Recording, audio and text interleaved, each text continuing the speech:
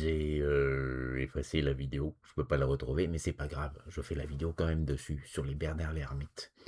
Il y avait grande marée, et par grande marée, ils étaient par milliers dans l'estran, dans le bas de l'estran. L'estran, c'est la zone marée basse, marée haute.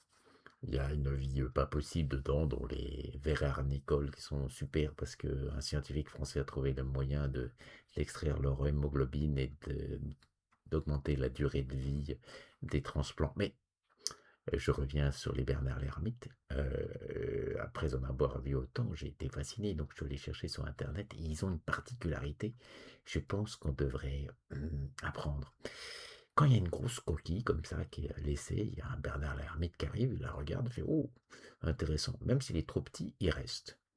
Et puis, il y a d'autres Bernard l'Ermite qui vont s'approcher et ils vont pas se battre. Et ils vont sentir l'odeur de la coquille vide et ils vont se regarder et ils vont tous se mettre en file indienne si aucun n'est assez gros pour rentrer dans la grosse coquille. Et comme ça, quand il y en a d'autres qui arrivent, ils se rangent dans l'ordre euh, de, de hauteur, de grosseur, jusqu'à ce qu'un Bernard l'Ermite assez balèze arrive, prenne la grosse coquille, se débarrasse de la sienne. Donc le premier dans la file, bah, il prend la deuxième coquille, et ainsi de suite, jusqu'à laisser la dernière petite coquille un petit peu cabossée du plus petit. Ça devrait être ça le ruissellement, non?